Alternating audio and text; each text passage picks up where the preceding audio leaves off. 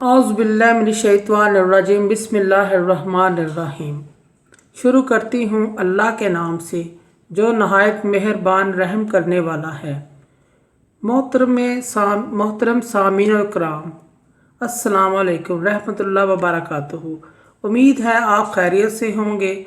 अल्लाह पाक आपकी जायज़ हाजात को पूरा फरमाए।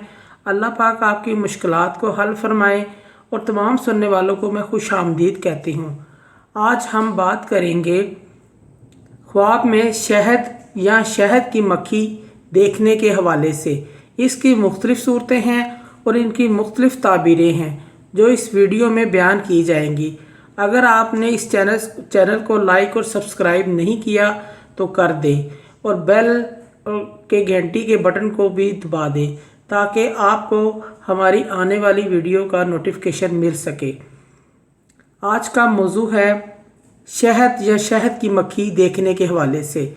ख्वाब में शहद की मक्खी देखना रिज़्क में तरक्की होने की अलामत है और अगर ये ख्वाब औरत देखे तो मेहनती खामद मिलने की अलामत है और अगर ये मर्द ये ख्वाब देखे तो और अच्छी और मेहनत करने वाली औरत मिलने वाली बीवी की ताबीर है और अगर शादीशुदा औरत देखे तो इसके लिए भी बेहतरी, खैर बरकत और फ़ायदे की अलामत है।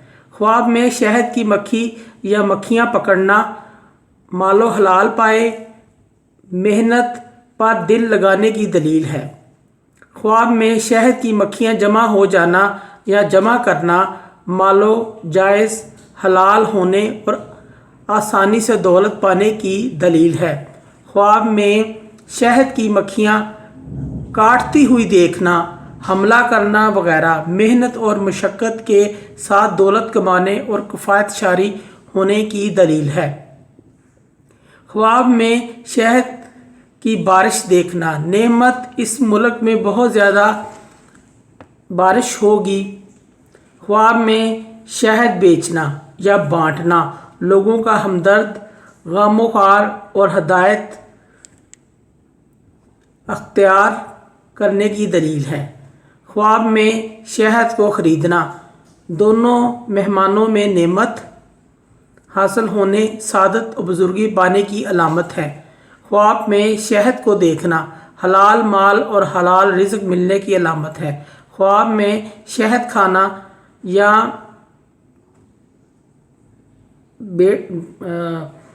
नेक बख्ती की अलामत है या पीना, शहद खाना या पीना नेक बख्ती की अलामत है और बीमारी से शफा याब होने की अलामत है और किसी के आपके हक़ में गवाही देने की अलामत है। मोअज़्ज़ज़ सामीन, अगर आपको हमारी ये वीडियो अच्छी लगती है तो इसे सदका जारिया समझ के ज़्यादा से ज़्यादा शेयर करें और अल्लाह मियाँ आपकी मुश्किलात का हल फरमाएँ। अल्लाह मियाँ आपके हामी नासर हों। जज़ाकल्लाह।